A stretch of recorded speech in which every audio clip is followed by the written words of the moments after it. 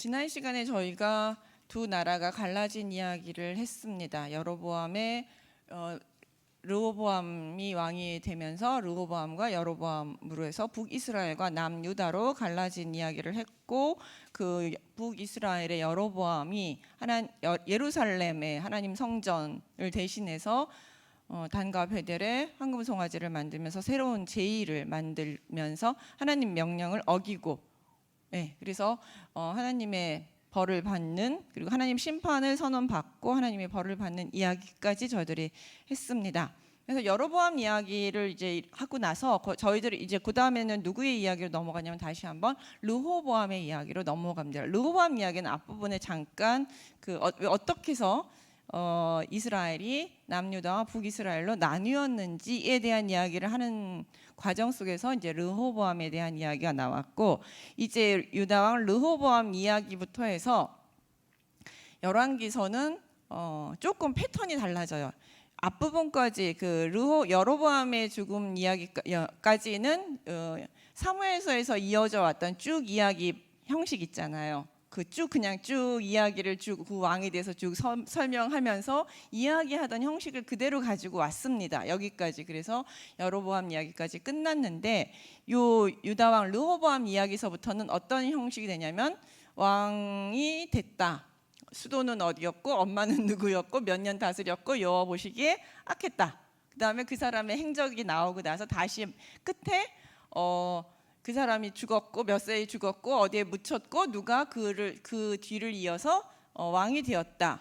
이렇게 나는 패턴이 있습니다. 이제 여기서부터는 그거를 이제 앞부분을 등급 공식이라고 하고 뒷부분에 대해서는 우리가 이제 매장 공식 혹은 아니면 죽음 공식이라는 표현을 써요. 근데 여기서부터는 이제 그 공식에 맞춰서 앞부분에 대한 설명, 중요한 업적, 그다음 마지막 죽음 공식, 이런 형식을 가지고 북이스라엘 왕, 남유다의 왕을 쭉 설명을 합니다. 그러니까 여기에 쓰여진 이야기는 그 왕들 중간에 나오는 딱 이야기는 그 왕들의 업적 중에서 열왕기 저자가 가장 중요하다고 생각했던 거, 이런 사건이 제일 중요하고 나는 이런 이야기를 꼭 해야 할 것 같다라고 생각한 이야기만, 그 사건들만 뽑아서 기록한 거예요. 이게 전부가 아니에요. 그래서 이 열왕기 저자가 아예 나중에 그런 얘기를 하죠. 남은 이야기는 유다의 왕들의 역대 지략에 있지 아니하냐, 나머지 이야기는 거기를 참조하라,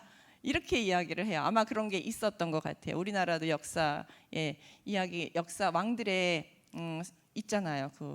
하여튼 그 조선 왕조실록 이런 게 있는 것처럼 그런 실록들이 있었던 것 같고, 그 중에서 중요한 사건들만 몇 가지, 한두 가지 뽑아서 이제 그 왕들의 이야기를 기록하고 있습니다.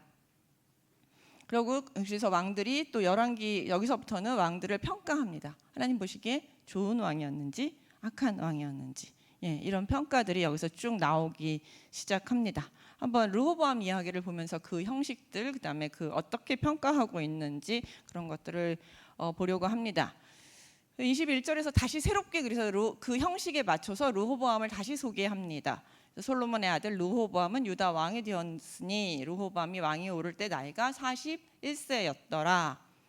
그리고 여호와께서 자기 이름을 두시려고 이스라엘 모든 지파 가운데 택하신 성읍 예루살렘에서 이제 수도 이름이 나와요. 근데 나중에는 유다 쪽은 수도 이름이 다시 나오지 않습니다. 왜냐하면 유다는 수도가 바뀌지 않아요. 근데 북이스라엘은 수도가 한번 바뀝니다. 그래서 사마리아에서 다스린 때 아니면 뭐 다른 곳에서 다스린 때 하면서 그 수도의 이름이 언급이 되기도 합니다.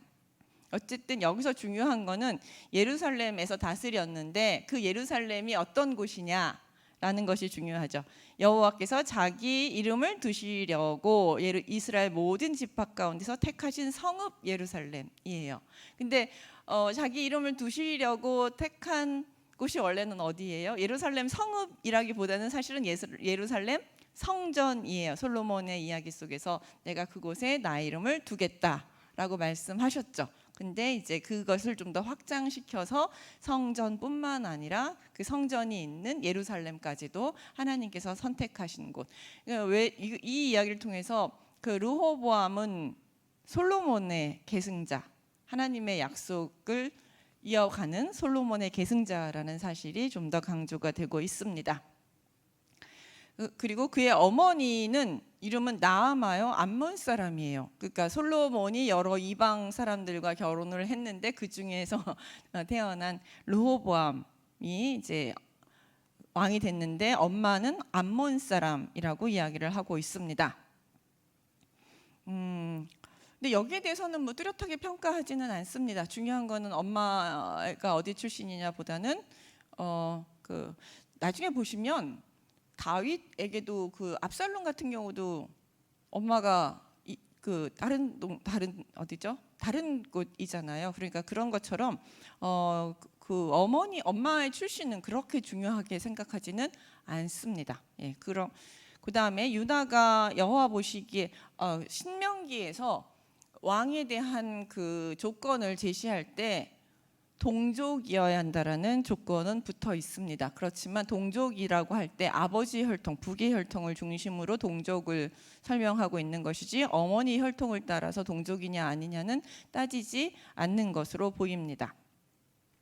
그 다음에 유다가 여호와 보시기에 악을 행하되 그의 조상들이 행한 모든 일보다 뛰어나게 뛰어나게라는 표현을 쓰는데 조상보다 더 많이 넘치게 더 심각하게 그 죄를 범하였죠. 여호와께 보시기에 노엽게 하였으니 그 이유가 뭐냐 하면 산 위에 모든 푸른 나무 아래 산당, 우상, 아세라상, 그러니까 눈에 보이는 좋은 곳이란 좋은 곳에서는 이방 신을 섬기는, 우상을 섬기는 산당을 만들기도 하고 우상을 세워놓기도 하고 제단을 만들고 하면서 곳곳에다 산당들을 만들어 놨던 것이죠.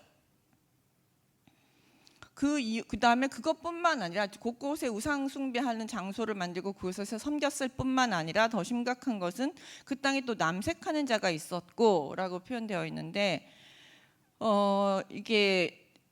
그리고 이 남색하는 자는 어떤 특징이냐면 여호와께서 이스라엘 자손 앞에서 쫓아내신 국민의 모든 가증한 일을 무리가 본받아 행하였더라라고 하면서 이제 그 남색하는 자와 함께 이전 민족, 가나안 민족의 어떤 가증한 일을 따라 했다라고 설명하고 있습니다.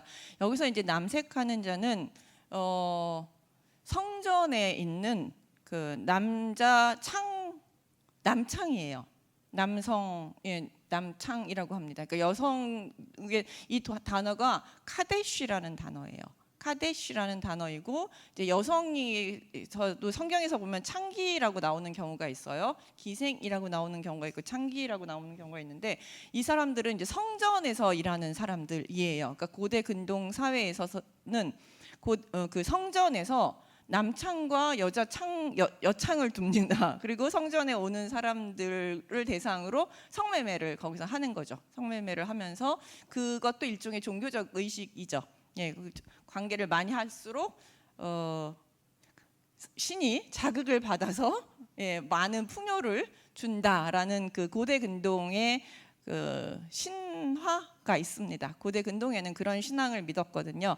그렇기 때문에 이제 성전에서 대놓고 그냥 남창과 여창을 둡니다. 그것을 이제 성경에서는 카데시라고 하면 남성이고요. 코드샤라고 하면 여성을 이야기합니다. 그러니까 이게 어근이 어디서 온 거냐면 코데시라는 단어인데 이 코데시라는 단어는 거룩이라는 단어예요. 예, 거룩이라는 단어에서 왔어요. 좀 이상하죠. 그러니까 그들 개념 속 그러니까 단어의 어근에서 오면 이 사람들은 뭐예요? 거룩한 남자, 거룩한 여자라는 뜻으로 번역이 되겠죠. 그 단어의 의미를 그대로 살린다면, 즉 다시 말해서 성전 이 사람들은 그게 일종의 되게 거룩한 신에게 바치는 제의 행위였던 것이죠. 근데 이 남성 창기는 뭐 여성을 상대했는지 남성을 상대했는지 정확하게 언급되어 있지는 않습니다.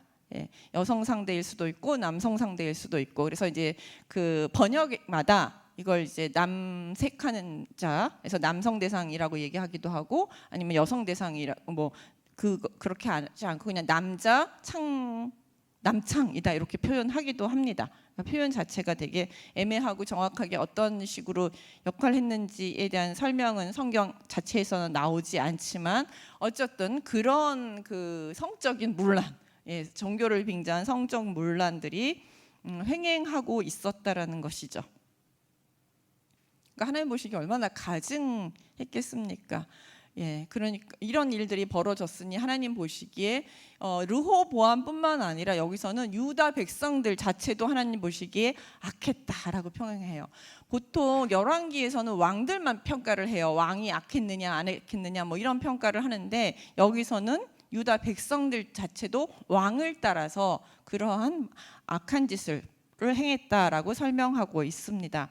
이게 왜 이런 일들이 이스라엘에서 벌어졌을까요? 르호보암 시대에. 그러니까 북이스라엘은 여로보암이 우상을 대놓고 만들었는 종교적 타락이 벌어진 반면 남유다는 아주 없앴던 우상들을 이렇게 많이 만들고 섬기게 된 이유가 뭘까요?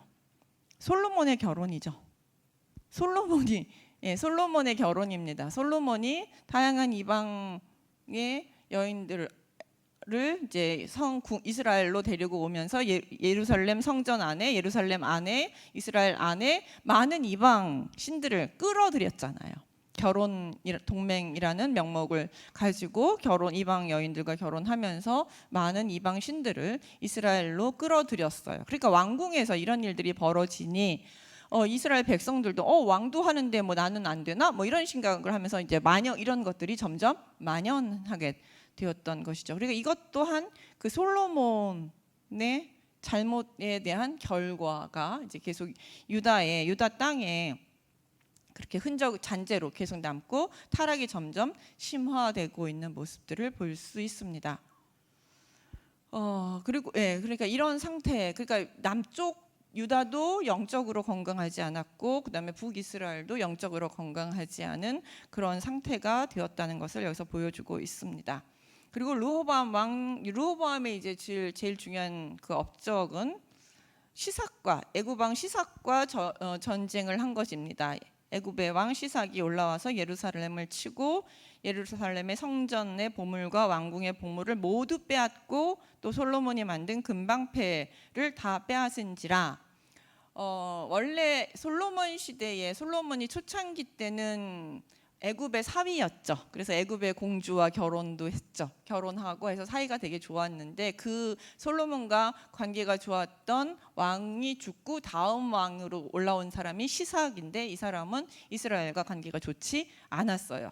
그렇기 때문에 이제 그리고 이스라엘을 함락시키려고 복속시키려고 전쟁을 하게 된 것입니다. 그리고 이 전쟁에 르호보암은 지게 되고 여기서 많은 왕궁의 보물들을 뺏겼는데 그 중에서 이제 여기서 가장 핵심적으로 말하고 있는 것이 뭐냐면 솔로몬이 만든 금방패예요. 이 금방패는 솔로몬 궁전을 짓고 나서 솔로몬의 이 커다란 금으로 방패를 만들어서 쫙 전시했다. 이런 식으로 설명하면서 솔로몬의 영화를 나타내는 상징물입니다. 이 방패가. 근데 그거를 빼앗겼어요. 그래서 이거 대신에 르호보암 왕이 그 대신 노스로 방패를 만들어 왕궁 문을 지키는 시위 대장의 손에 맡김에 왕이 여호와의 성전에 들어갈 때마다 시위하는 자가 그 방패를 들고 갔다가 시위소로 도로 가져갔더라. 그래서 이 방패의 그 사용 기능이 뭐냐 하면 전쟁용이 아니라 이거는 의전용이에요. 그러니까 왕이 이렇게 딱 성전으로 딱 들어갈 때 시위들이 이 금방패를 이렇게 들어서 반짝반짝하게 일종의 후광을 만들어내고 쫙 금방패 들고 도열하면 왕이 지나가면 얼마나 멋있어요. 그 용으로 만들었었는데 그게 다 뺏겼다는 거죠. 솔로몬의 영화는 지나갔고 근데 의전은 못 잊어요. 뺏겼으면 이제 이런 의전을 하지 않아도 되는데 그건 못 잊으니까 르호보암이 놋방패를 만들어서 다시 여전히 솔로몬 때의 의전을 하고 있는 모습을 보여주고 있습니다. 그러니까 이런 모습을 통해서 솔로몬의 영화가 지나갔다라는 것을 보여주고 있는 것이죠. 그러니까 이렇게 한 세대 만에 금방 이렇게 그 영화가 금방 사라질 수도 있습니다. 왜냐? 인간의 영화는 사실은 영원하지 않아요. 인간의 영화는 금방 사라질 수도 있어요. 건불 10년이란 말은 괜히 생긴 말이 아닙니다. 왜냐하면 그 영화는 하나님께서 주신 것이에요. 내가 누렸다라고 내가 가졌다라고 생각하지만 내가 가진 게 아니라 누군가가 가지고 있는 뛰어난 영화는 하나님이 주신 것이거든요. 그걸 받았을 때 내가 어떻게 해야 돼요? 겸손하게 주신 것에 감사하면서 주신 목적에 맞게 그 영화를 주셨을 때는 그가 잘해서도 주시지만 그걸 가지고 더욱더 뭐 하라고 주신 거예요? 하나님을 잘 섬기고 왕이라면 백성들을 잘 다스려서 부유하게 만들고 백성들을 좀 더 평화롭게 만들고 편안하게 만들라고 하나님께서 주신 부이거든요. 명예이고. 그래서 사실 우리가 스바 여왕이 솔로몬의 지혜를 칭찬하면서 뭐라고 얘기하냐면 당신같이 지혜로운 왕을 두게 된 당신의 백성은 참 복이 많습니다. 이런 이야기를 했어요. 즉 스바 여왕은 그 왕이 받은 지혜가 그 백성들을 위한 것이라는 것, 그래서라는 것을 정확하게 지적을 하고 있었거든요. 근데 말년에 솔로몬에 대한 평가는 어떻습니까? 하나님께서 주셨던 그 지혜가 결국 욕심을 불렀고 그 탐욕을 절제하지 못해서 백성들한테 무거운 세금을 강요하면서까지 자신의 부와 권력을 계속 유지하고 싶었고 더더욱 부유하고 싶었던 그 욕망에 졌죠. 그러다 보니 주변 이웃과 동맹을 맺어가면서 이방 신들을 끌어들여가면서 자신의 부와 권력을 영화를 유지하려고 했었기에 하나님께서 주신 그 부귀 영화를 바로 다음 세대에 그대로 싹 걷어가셨죠. 그러니까 우리가 주신 복, 지금도 우리가 많은 복을 누리고 있는데 그 주신 복을 여전히 계속 잘 누리려면 겸손해야 합니다. 겸손 외에는 방법이 없어요. 주신 것에 감사하고 내가 이 주신 것을 어떻게 하나님께서 기뻐하시는 방향으로 사용할 것인가, 하나님이 어떻게 하면 기뻐하실까, 이런 것들을 생각하면서 내가 좀이라도 교만해지려고 이러면 안 되지 하면서 이렇게 말씀 듣고 솔로몬 얘기도 들어가면서 맞아, 솔로몬의 영화도 순식간에 사라지는데 나 정도야 이러면서 우리가 하나님 앞에 겸손한 모습으로 살아가야만 지금 주신 복들을 하나님 앞 우리가 누리면서 기뻐하면서 감사하면서 살아갈 수 있는 것이죠. 놋방패가 바로 지나간 영화를 잘 보여주고 있습니다. 르호보암의 남은 사적은 과 그의 행한 일 모든 일은 유다 왕 역대 지략에 기록되어 있지 아니하냐라고 하면서 이제 쭉, 그리고 나머지 얘기는 좀 생략해요. 그러니까 여기서 제일 중요하게 생각했던 거는 솔로몬의 영화가 지나갔다. 르호보암 시대는 이게 강조가 된 것이고요. 그다음에 르호보암과 여로보암 사이에 항상 전쟁이 있었느니라.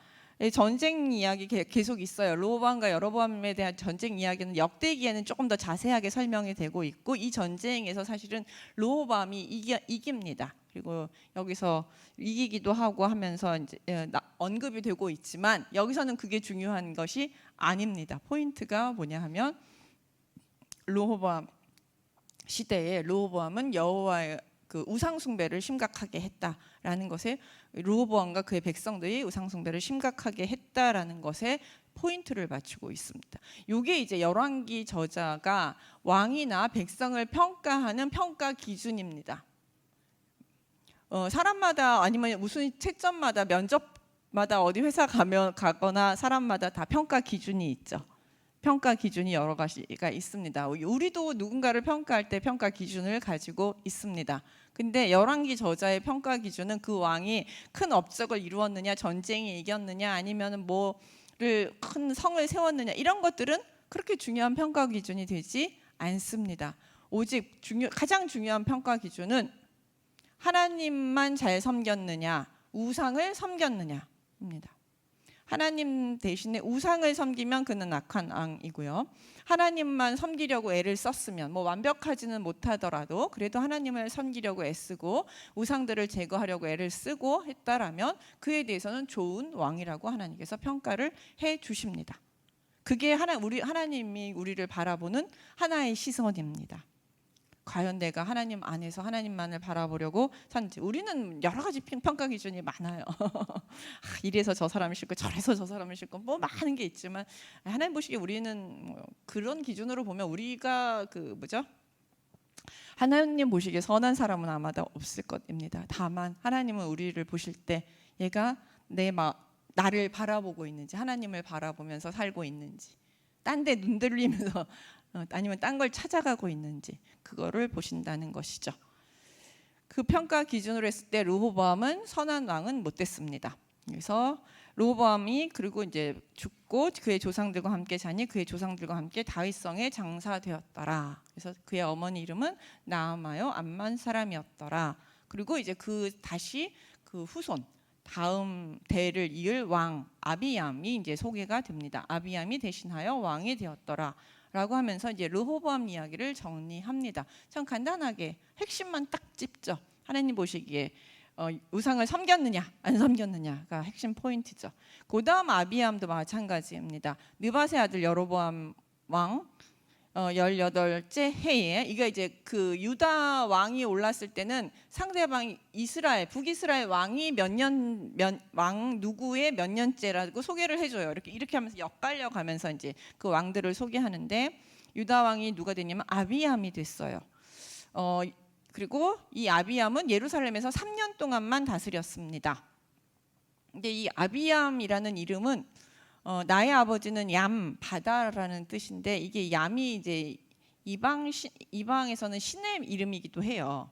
네, 그래서 약간 그 이교적인 뜻을 가지고 있다고 해서 여기서는 아비암이라고 표현되어 있지만 다른 사본들 이것 말고 다른 성경 사본들이나 역대기에서는 아비야라고 되어 있습니다. 그러니까 아비암과 아비야는 동일 인물이에요. 그래서 아비야라는 뜻은 하나님은 나의 여호와는 나의 아버지시다라는 뜻이에요. 그래서 이 아비암이 맞는지 아비야가 맞는지는 뭐 여러 가지 논란의 여지는 있습니다. 그다음 그런데 이제 역대기하고 열왕기나 뭐 사무엘서나 이름들이 약간씩 다른 것들은 있으니까 그건 그냥 이렇게 감안하시면서 그냥 생각하시면 될 것 같습니다.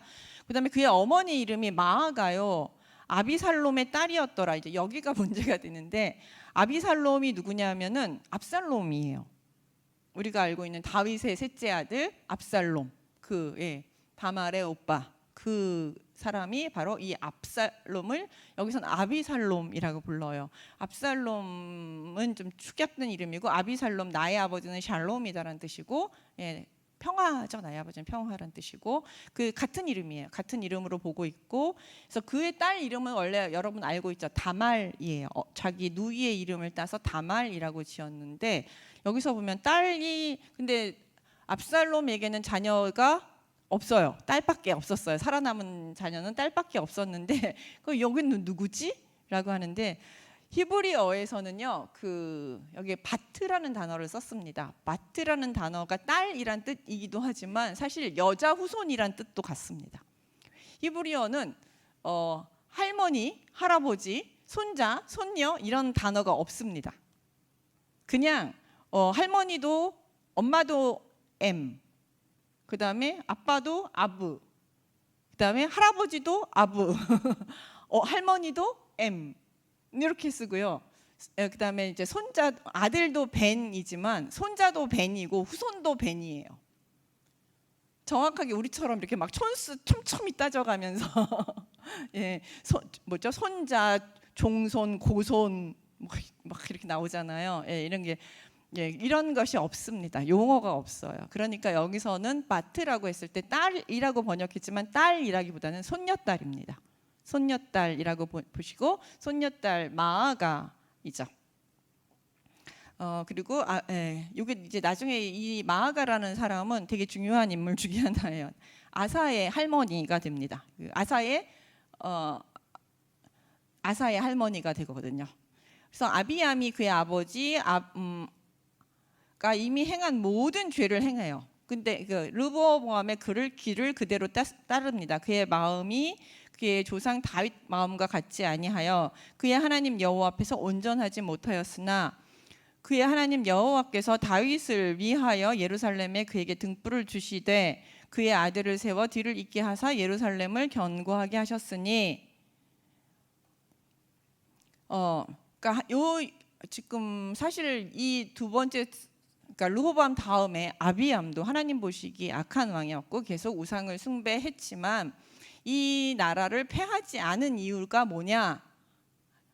그건 하나님이 다윗과 하신 약속 때문이라는 거죠. 다윗과 약속. 인간은 약속을 저버리고 하나님을 따르지 않을지라도 하나님은 자신이 다윗과 하신 약속에 대해서는 계속해서 철저히 지키고 계신다라는 것이죠. 다윗과의 약속 때문에 너희 온전치 못했어도 계속해서 다윗 가문을 전속시켜 주셨다라는 것이죠. 왜냐하면 하나님 여호와께서 다윗을 위하여 예루살렘에서 그의 등불을 주시되 그의 아들을 세워 뒤를 잇게 하사 예루살렘을 견고하게 하셨다라는 다윗 약속을 주셨기 때문에 그 약속을 따라서 아비암은 계속 왕을 할 수가 있었던 것이죠. 근데 다윗도 잘못이 있어요. 잘못이 없는 건 아니에요. 그 얘기도 합니다. 이는 다윗이 햇사람 우리아의 일 외에는 평생에 여호와 보시기에 정직하게 행하고 자기에게 명령하신 모든 일을 어기지 아니하였습니다. 허물도 있습니다. 허물을 감추지는 않아요, 열왕기서는. 근데 그것도 있었지만 그러나 다윗이 제가 잘한 게 하나 있다 그랬죠. 우상 숭배를 안 했다 그랬어요. 윤리적이고 도덕적이고 문제 있는 부분 행동도 했습니다.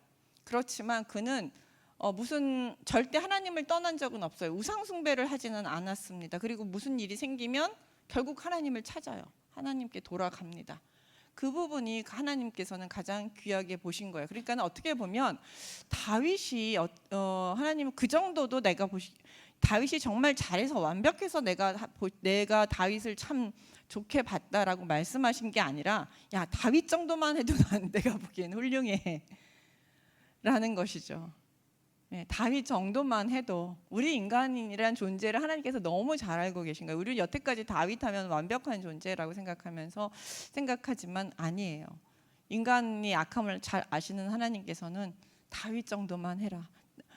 잘못한 것에 대해서 회개하면서 네가 딴 길로 갈 수도 있고 잘못할 수도 있고 죄를 저지를 수도 있어. 그렇지만 그렇더라도 내가 죄를 지적했을 때 다시 하나님 앞에 회개하고 돌아오고 하나님이 주신 벌들 다 받으면서도 계속해서 하나님을 섬기면서 살아간 그 삶을 나는 참 좋게 보겠다. 그 정도만 살아도 나는 너를 기쁘게 받겠다 라는 것이죠. 인간의 삶을 완벽하지 않다는 것을 다윗 정도만 해도 내가 그를 기쁘게 여겼다라고 말씀하시는 걸 통해서 우리가 참 하나님의 눈높이가 참 얼마나 낮은지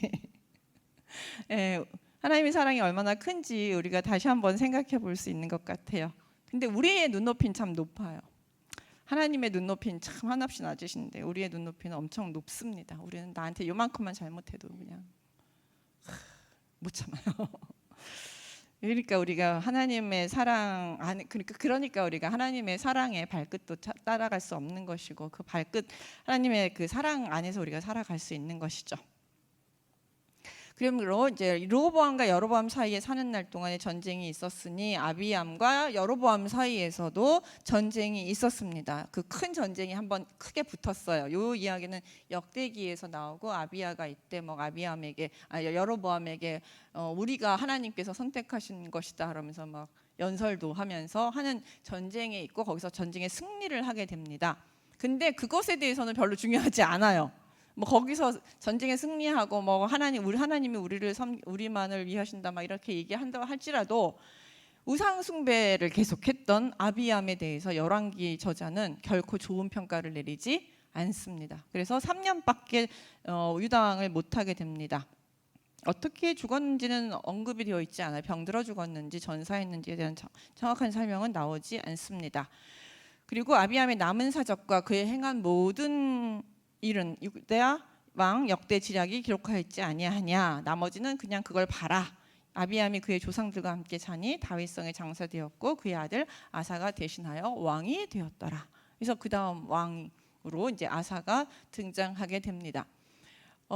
계속해서 이제 다윗 가문에는 하나님의 약속대로 그 후계자가 주어지게 되는 것이죠. 근데 아사는 왕이 되었는데 41년 동안 다스려요. 상당히 가장 오래 다스린 왕 중에 하나입니다. 그리고 그의 어머니 이름이 마아가라고 나와 있죠. 아까 마아가는 누구의 엄마였어요? 아비암의 엄마였죠. 그럼 문제가 생기겠죠. 그러니까 이 엄마는 할머니입니다. 예.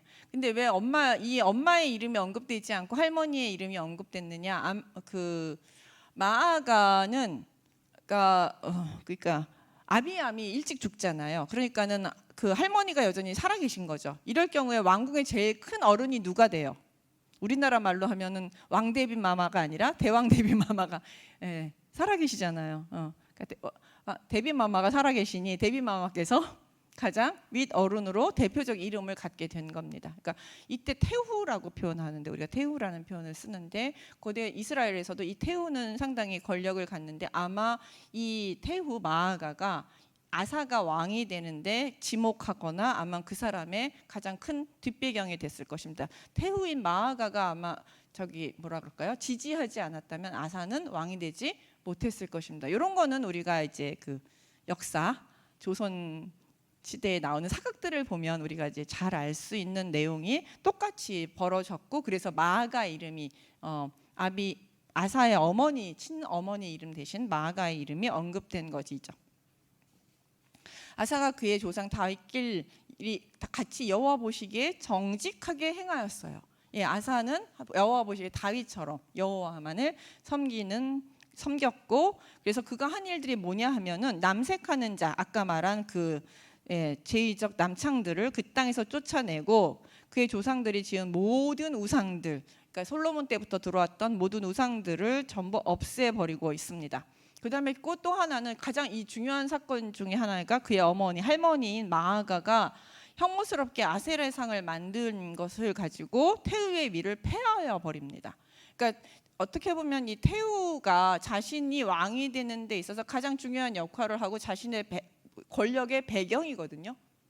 근데 그 태우조차도 우상을 섬긴 것에 대해서 책임을 묻고 태우의 위를 폐해버리면서 권력을 전부 박탈해버리는 그런 결단을 내리는 것이죠. 여기서 이제 아마 조선 사극을 여러분들이 잘 보시면 엄마나 할머니가 왕이 무슨 정책을 하려고 할 때 왕이 어머니나 그러니까 그 대비나 대왕 대비가 그걸 반대하면은 어때요? 왕이 그걸 잘 할 수가 있나요? 없나요? 어려워요. 하기가 어려워요. 왜 그러냐면 여기서 두 가지가 하나는 원리 원칙 여호와 보시기에 옳게 행해야 되는 원리 원칙과 여호와 보시기에 우상을 섬기지 말아야 된다는 원칙과 내 부모를 공경하라는 원칙이 부딪히게 되는 것이죠.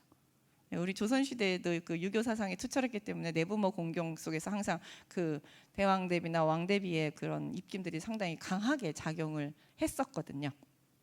그거를 상상하시면 아사 입장에서는 10계명 중에서 3계명, 2계명 우상을 만들지 말라라는 계명, 다른 신을 섬기지 말라는 1계명을 어긴 왕 태후를 폐위할 것이냐, 폐위하게 되면 내 부모를 공경하라는 그 계명을 어기고 자신의 권력의 뒷배경이 되어준 태후를 그래서 자신의 권력을 위험하게 만들 것인가 선택의 기로에 섰었죠. 그러나 아사는 여기서 하나님의 말씀에 순종하기로 결정을 합니다. 제가 여기서 이 이야기를 쓴 거는 이 결정이 아마 아사의 정치적 생명에 있어서 가장 위험하기도 하고 중요한 중대 결정이었기 때문에 여기다 기록이 되어 있다라고 봅니다. 그러니까 한 줄로 잠깐 쓰여져 있지만 사실은 실제적인 역사 속에서는 그에게 있어서는 가장 힘든 결정이 아니었을까라고 생각을 합니다. 그럼 우리에게 결정의 순간이 올 때 어떤 결정을 내려야 되는지 기준을 여기서 정해줍니다. 부모에게 순종하거나 권력자에게 순종하거나 여러 가지 우리도 모든 단체 안에서 살아가다 보면 뭐 순종하고 따라야 될 것들이 많이 있습니다. 그렇게 살아가고 있고요, 실제로. 그렇지만 하나님의 원칙, 하나님의 말씀과 그것이 부딪혔을 때 우리는 어찌해야 될지 참 많은 생각들을 하게 됩니다. 대부분은 그냥 밥 먹고 살기 위해서 나의 원칙 아니면 신앙의 원칙들, 하나님 말씀을 잠깐 접고 그냥 세상의 원칙을 따라가는 경우들도 많이 있습니다. 그럼 그렇게 그냥 그것도 사라져요. 그렇지만 하나님께서 그 아사 왕을 참 하나님 보시기에 좋다, 다윗길을 행했다라고 평가하신 이유는 그런 결단을 내릴 수 있었기 때문이죠. 그런 고민 속에서 나는 하나님을 따를 것인가, 일반 질서를 따를 것인가 했을 때 하나님을 따르는 결단을 내렸기 때문에 하나님 보시기에 선한 왕으로 평가를 받을 수 있었고 그가 그렇게 오랜 기간 통치할 수 있었던 것이죠.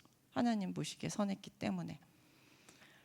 다만 이가 한계는 있었던 것 같습니다. 이런 중요한 결단을 내렸지만 산당은 없애지 못했어요. 아마 그 산당 세력들이 엄청 강했던 것 같습니다. 왕이라고 모든 걸 다 할 수 있었던 건 아닌 것 같습니다. 그러나 아사 마음이 일평생 여호와 앞에서 온전했습니다. 산당을 없애기 위해서 엄청 노력은 한 것 같지만 산당을 없애지는 못했지만 그래도 여호와 앞에서 온전히 살아가려고 노력을 했던 것 같습니다.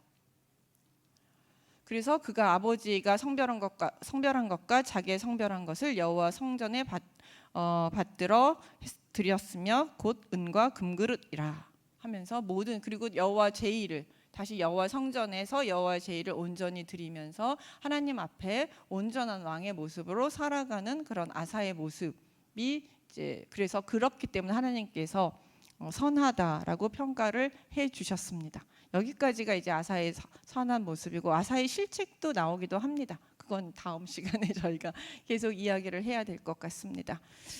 오늘 우리가 하나님 말씀을 통해서 배울 수 있었던 것은 우리의 영화는 하나님의 손에 있지만 참 순식간에 우리의 교만으로 죄로 금방 사라질 수도 있기 때문에 늘 겸손히 살아야 된다는 것을 다시 한번 생각해 보고 됩니다.